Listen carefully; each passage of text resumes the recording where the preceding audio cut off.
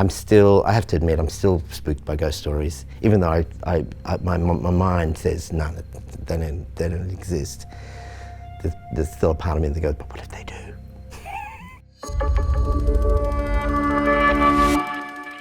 Hungry Ghosts is a ghost story set in contemporary Melbourne, but it's set in the Vietnamese community. And it's centred around the month of the Hungry Ghost, which is celebrated throughout much of Southeast and East Asia. When you worship your ancestors, what you do is that you put up food for them, you burn paper money and stuff, and you send it to them. So the hungry ghosts are the ones that don't have anybody to worship them. They're like the orphans. And you know, the Hungry Ghost Month is kind of the month where you kind of remember that there are people like that and the people who are stranded. So it centres around 4 Vietnamese families, and then from outside of that, obviously there's other people external to that are affected, because I think we're all affected as a community who are reckoning with their past. What's up, Dad?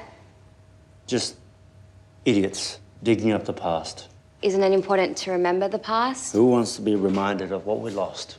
The main thing that jumped out at me that made me wanted to direct Hungry Ghost was that it dealt with Asian culture, and it was a predominantly, you know, judging by the script, it was going to be predominantly Asian cast. There was a great sense of joy on the set every day when we walked in, because all those actors, you know, they really felt that this was one of the first, maybe the first project that was really theirs. When you explore stuff that's to do with your ancestors, there's a feeling of just kind of a presence being around you, and one of the cast members is actually, who doesn't play a medium but is a medium. And we shot a scene where there was the seance scene, and then afterwards she was like, there were a lot of people in the room. She said that once they realised that it was make-believe, they kind of went, and left. In whatever dimension your spirit resides, let me be your vessel.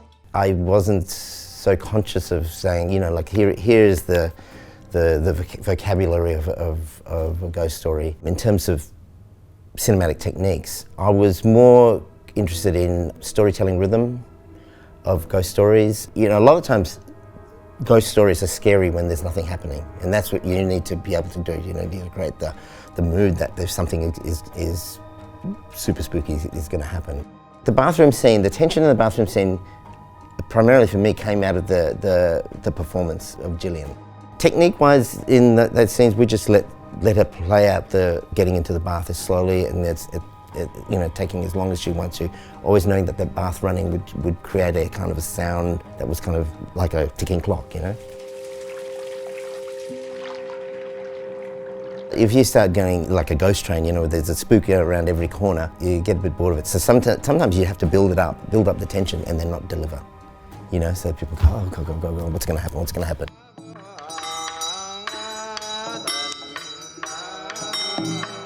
You know, I feel incredibly grateful to be part of something that feels like it hasn't had a real presence on our screen before, and that's, you know, a Vietnamese-Australian story. So it's really exciting to be in something that's told creatively as well as representing, obviously, you know, my family and my community. Mái trường ơi, em tôi còn học nữa, hãy ra đi từ đầu nào.